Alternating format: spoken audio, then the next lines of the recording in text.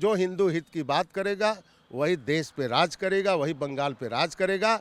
ममता बनर्जी तो टुकड़े टुकड़े गैंग का हित करती हैं, जातियों को लेकर के आगे चलती हैं, इसलिए ममता बनर्जी अब जाएंगी। और ममता बनर्जी की राजनीति अब समाप्त होने वाली है। ये अंतिम घड़ी चल रही है ममता बनर्जी की। वो जितना बौखलाएं, जितना चिल्लाएं, जितना छटपटाएं, जितना बंगालियों को परेशान करें, जितना हिंदुओं को प्रताड़ित करें, कर लें, ये उनका अंतिम कील होगा। अंतिम ताबूत में कील ठोकने जा रहे हैं हम लोग। ओछी राजनीति करना ठीक नहीं है, ये दुख का विषय है, ये दुखद है।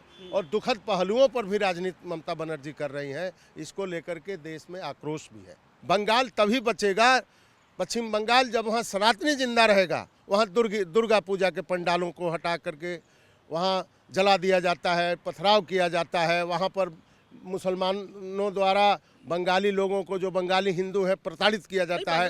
डरे सहमे लोग हैं। ममता बनर्जी मंदिर बना रही है, पांडे जी वहाँ मंदिर बना रही है। वो मंदिर नहीं बना रही हैं, वो मस्जिद बना रही हैं, मंदिर नहीं बना रही हैं। जब उनको डर सताने लगा, और ममता बनर्जी की जो राजनीति है वो बिल्कुल गंदी राजनीति है, सनातन विरोधी राजनीति है, देश को तोड़ने वाली राजनीति है, तो ममता बनर्जी को तो इस बार हर हाल में जाना होगा। दुनिया की कोई ताकत नहीं बचा सकती है, चाहे पाकिस्तान से समर्थन मांग ले या बांग्लादेश के जिहादियों से समर्थन। वहाँ जिहादी तत्व ममता बनर्जी के साथ है, और भारत के सनातनी अब इसको बर्दाश्त करने वाला नहीं है। ममता बनर्जी को एक भी हिंदुओं का वोट नहीं मिलेगा। दोस्तों नमस्कार।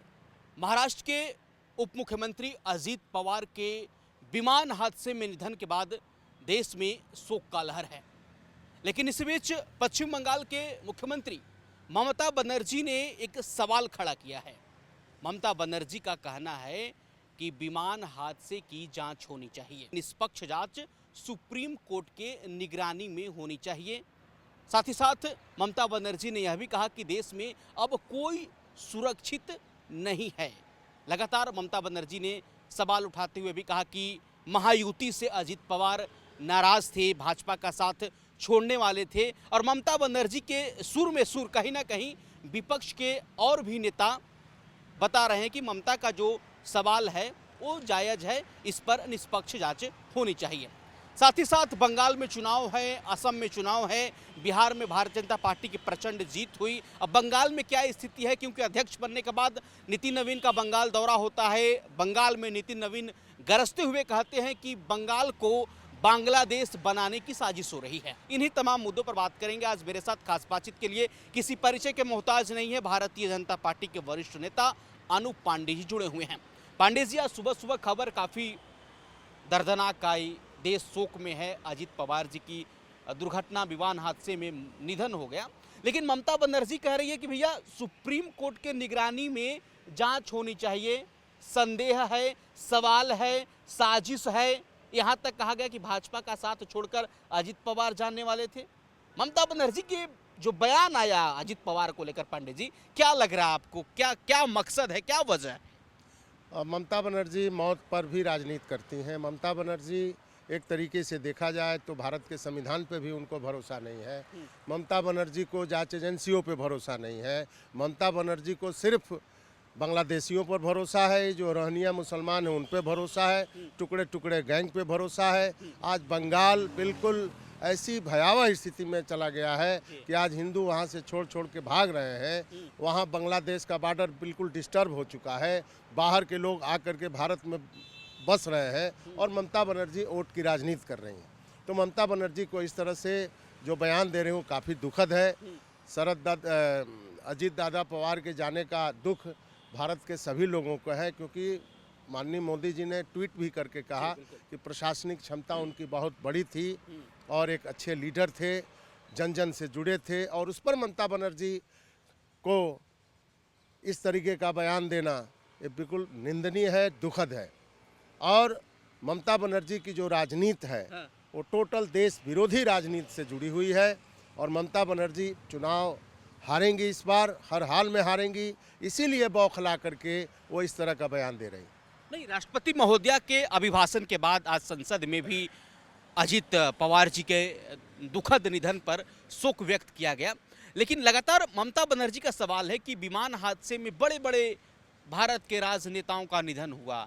अजित पवार जी के पीछे जो निधन हुआ, सुप्रीम कोर्ट की निगरानी में जांच करो भैया, कोई साजिश हो सकती है। तो क्या मायने समझा जाए इस बयान का सीधा सीधी? देखिए, विमान हादसा तो हर जगह होता है, हर देश में होता है। भारत में भी अरुणाचल के मुख्यमंत्री थे, उनका विमान हादसे में मौत हो गया था। हमारे सीडीएस साहब का एक बार विमान हादसे में मौत हो गया था।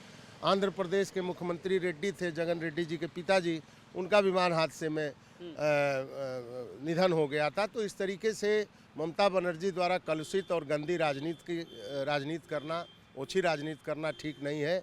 ये दुख का विषय है, ये दुखद है और दुखद पहलुओं पर भी राजनीति ममता बनर्जी कर रही हैं। इसको लेकर के देश में आक्रोश भी है और ममता बनर्जी इस बार 100% हारेंगी। पूरा ममता बनर्जी चुनाव हार जाएंगी। बिल्कुल, अटक से लेके कटक तक, कश्मीर से लेके कन्याकुमारी तक जनता यही मना रही है कि ममता बनर्जी का वहाँ से हटना जरूरी है, तभी वो बंगाल बचेगा, नहीं तो बंगाल बचेगा नहीं। बंगाल एकदम बिल्कुल वही स्थिति होगी जो कश्मीर की स्थिति हुई थी। नहीं, कह रही है ममता बनर्जी कि भैया बंगाल में दाल गलने वाला नहीं है। आपने बिहार में प्रचंड जीत हासिल कर लिया, लेकिन बंगाल में दाल नहीं गलेगा। यहाँ दीदी है, यहाँ टीएमसी है। बंगाल में दाल खूब अच्छे से डलेगा, उस पर छौंका भी लगेगा जीरे से, वहाँ चावल भी बनेगा, वहाँ सब्जी भी बनेगी और ममता बनर्जी की राजनीति अब समाप्त होने वाली है। ये अंतिम घड़ी चल रही है ममता बनर्जी की। वो जितना बौखलाएं, जितना चिल्लाएं, जितना छटपटाएं, जितना बंगालियों को परेशान करें, जितना हिंदुओं को प्रताड़ित करें, कर लें, ये उनका अंतिम कील होगा। अंतिम ताबूत में कील ठोकने जा रहे हैं हम लोग। और हम ही नहीं, ये भारत का हर नागरिक चाहता है कि ममता बनर्जी वहाँ से जल्दी हटें, इसलिए कि अगर ममता बनर्जी वहाँ से नहीं गई तो वहाँ हिंदुओं का रहना दूभर हो जाएगा, बंगालियों का रहना दूभर हो जाएगा और वही हाल होगा जो कश्मीर में हिंदुओं के साथ हुआ, बंगाल में वही होगा। नितिन नवीन बंगाल के दौरे पर है, पश्चिम बंगाल के दौरे पर हैं। नितिन नवीन ने आज संबोधन में कहा कि बंगाल को बांग्लादेश बनाने की कोशिश हो रही है, सनातन विरोधी है टीएमसी गवर्नमेंट। नितिन नवीन नए अध्यक्ष बने, अध्यक्ष बनने के बाद उनका पहला दौरा पश्चिम बंगाल का रहा। देखिए, नितिन नवीन जी वही बात कह रहे हैं जो भारत का हर नागरिक कह रहा है, जो हर हिंदू कह रहा है, जो हर सनातनी कह रहा है।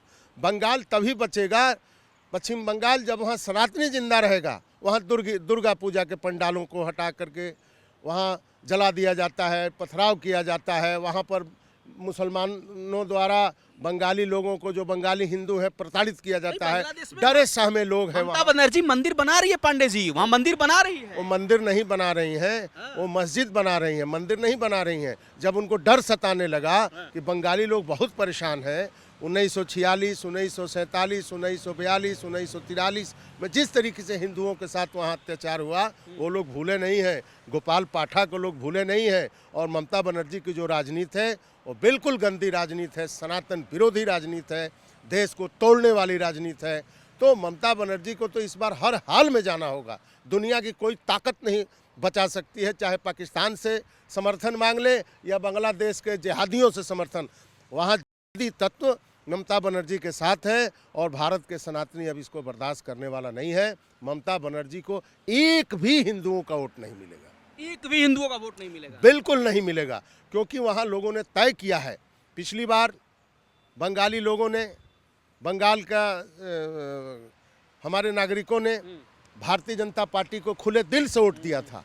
लेकिन वोट देने के बाद जब उनके घर जले, उन वृद्ध महिलाओं को मारा गया जो सनातनी लोग थे तो भाजपा को पसंद करते थे, उनके घर जला दिया गया लोग छुप करके, दफ्तरों में, भाजपा के दफ्तर में छुप करके। ये पूरे देश ने देखा है। तो इस बार भारतीय जनता पार्टी ऐसी व्यवस्था कर रही है, केंद्र सरकार ऐसी व्यवस्था कर रही है कि अगर मतदाता किसी भी दल को वोट दे, भाजपा को दे, कांग्रेस को दे, सीपीआई, लेकिन उन मतदाताओं के साथ अत्याचार नहीं होना चाहिए। और ये ममता बनर्जी सिर्फ इस देश की इकलौता बंगाल है जहां अगर कोई व्यक्ति ममता बनर्जी को वोट नहीं देता है, अगर दूसरे को वोट दे देता है, तो ममता बनर्जी और ममता बनर्जी के गुंडे उन लोगों को प्रताड़ित करते हैं, मारते हैं, उस गांव से भगाते हैं, अखिलेश हाथ काटते हैं। अखिलेश यादव ने बयान दिया कि देश में अगर बीजेपी से कोई मुकाबला कर सकता है विपक्ष में, तो सिर्फ ममता बनर्जी कर सकती हैं। सपा प्रमुख अखिलेश यादव ने बयान दिया जी। अखिलेश यादव तो समाप्त हो गए, जो बचे खुचे थे वो भी खत्म हो गए। क्योंकि उत्तर प्रदेश के अंदर ओवैसी पहुंचेंगे, क्योंकि इन लोगों का वोट बैंक में से ओवैसी लगा दिए। बिहार में आपने देखा आरजेडी हार गई, ओवैसी जीत गए। बताइए, एक छोटी सी पार्टी जो हैदराबाद की पार्टी है, सिर्फ मुसलमान के नाम पर छोड़ दिया ना, चला गया ना ओवैसी के साथ। मुसलमान किसके साथ गया? ओवैसी के साथ। उत्तर प्रदेश में वही हाल होने जा रहा है। गौ कसी करने वाले और गौ पालने वाले की जोड़ी बनाए थे अखिलेश यादव। क्या किए थे? गौ पालने वाले और गौ कसी कराने वाले अखिलेश यादव और गौ कसी करने वाले और गौ पालने वाले एक हो गए थे, लेकिन वो जोड़ी टूट गई।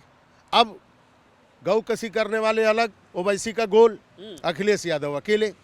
तो वो लोग भी भाजपा में आ रहे हैं, इसलिए अखिलेश यादव समाप्त हो चुके हैं। अखिलेश ने तो ममता बनर्जी का समर्थन किया। नहीं, क्यों नहीं करेंगे? जब एक ही वोट बैंक दोनों का है तो करेंगे ही समर्थन।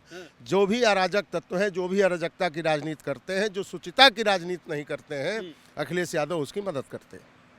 तो ममता बनर्जी के पक्ष में बयान देते हैं। तो ममता बनर्जी के पक्ष में क्या बयान देते हैं कि ममता बनर्जी ही विरोध कर सकती हैं, बगावत कर सकती हैं। अरे भारतीय जनता पार्टी देश का विकास कर रही है। आज देश तरक्की के रास्ते पे है, देश जुड़ रहा है। अटक से कटक तक, कश्मीर से कन्याकुमारी तक भारत मजबूती के साथ आगे बढ़ रहा है। हमारा जीडीपी आगे बढ़ रहा है, कोई भूख से नहीं मर रहा है, नौजवानों को काम मिल रहा है, मजदूरों की मजदूरी बढ़ गई जी राम जी में 125 दिन हो गया। भारत तरक्की के रास्ते पे, भारत आत्मनिर्भर बन रहा है, भारत हर तरीके की मिसाइल बना रहा है, भारत का छाती चौड़ा हो रहा है। मोदी जी पूरे दुनिया की सियासत कर रहे हैं, दुनिया देख रही है मोदी जी को। इन लोगों को अच्छा नहीं लग रहा।